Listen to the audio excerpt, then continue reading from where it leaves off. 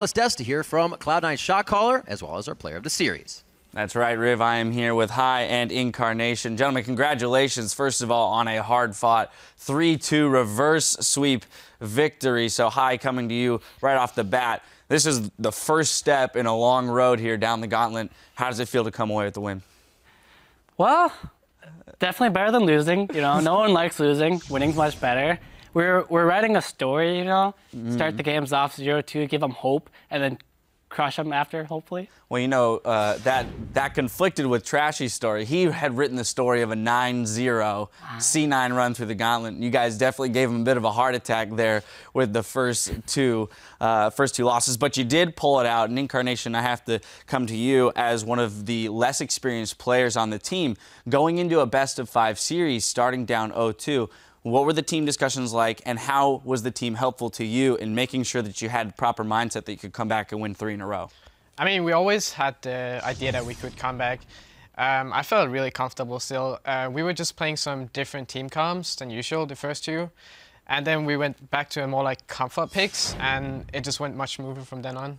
Give me some insight into that. You guys did run some very interesting compositions. You had quite a few champions that we don't normally see out on the LCS stage. Was this all just from success in scrims, or where is essentially, what's the impetus in the team for you branching out to these champions? We've played those champions a lot in scrims, and we have had a lot of success with it in scrims, I would say. But the thing was, scrims are very different because there's usually a lot more kills going on in scrims. And then, yeah, we just didn't get those kills early on, so it was much harder than we anticipated. Now, Hi, you specifically, along the same line of questioning with your champion pool, you know, moving back into the jungle role from way back when, Amumu, Shyvana, Kha'Zix, these are 3 champions that almost no other jungler in the world plays right now. Why do you latch onto those 3 specifically as opposed to conforming to the standard meta? Well, I want to say we did really well with Amumu in scrims, okay? I think our team comp was unideal with Amumu. I'd like ulti people, but no one would die because, you know, we didn't have damage or we were too behind one or the other. But I swear he's good. And then Shyvana and Kha'Zix, I'm just kind of like good at Shyvana and Kha'Zix. I've always played Kha'Zix when I was a mid laner. And there's like this guy in like High Challenger, Kha'Zix solo player. He's like killing kids all the time. I'm like, this has got to be pretty good. He's got like 400 Kha'Zix games and 1 Rengar game or something like so that. It's like, it has to be good if there's someone that far up, you know? And like I played it, worked out pretty well. And it's like a good cheese pick, you know, if you're 0-2 or something like that, or 1-2, you can try something new. Yeah. You mentioned your stint in the mid lane, which obviously everyone's very aware of, but I'm curious to know what that dynamic is like between the two of you, being the current mid laner and then having, you know, somewhat of a mentor, a person who has very experienced in the mid lane, but playing another role on the team. Has that, you know, helped you grow tremendously, this split? Yeah, I would say it helps me a lot having High as a jungler, because he used to be a mid laner, so he knows like what I need and how to help me in certain situations. So it definitely makes it a lot easier for me to play. I mean, it definitely shows, as you are or were made aware while you're getting mic'd up, that you were awarded player of the series. I have to imagine, too, that now if we look forward to the next best-of-5 series, that gives you a lot of confidence as an individual going into matchups against Gate and following with Phoenix.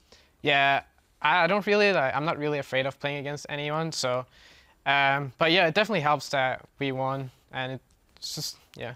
Well, yeah, it always helps that you win. That's at least what gets you to the next game, that's for sure. Now, something that we were touching on, you know, earlier in the day is the fact that the Gauntlet is a new format, High, where you're going to have to play multiple best-of-5 series in a row, and you did have to play the full 5 games today, somewhat stressful.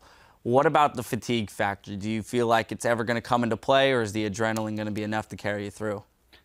Well, previously our team was better, so we could just, you know, get into Worlds right away from first or second.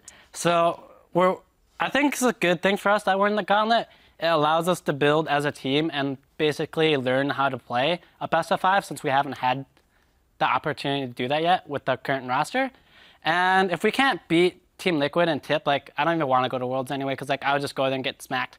So like if we can't beat these teams, then there's no reason we should be at Worlds. So I want to like prove that our team is good and prove that we deserve to be there. And what better way than that to do 3 best-of-5s in a row? So Can't argue with that logic. Now, specifically looking at the next 2 best-of-5s, Incarnation, you have had the opportunity after watching the playoffs to see both of these teams play a fair number of games. Do you feel like the team is equipped with enough information that you can go into these series and know exactly what weaknesses to attack? Yeah, I definitely feel like we will be prepared for these games.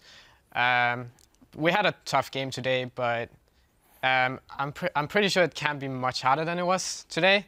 Maybe I'm wrong, but I think we'll do fine. All right, I like to hear that. Well, gentlemen, again, congratulations on the victory today. Best of luck tomorrow as you face off against Team Impulse. Right now, we're going to throw it back over to our casters for some final thoughts on that series.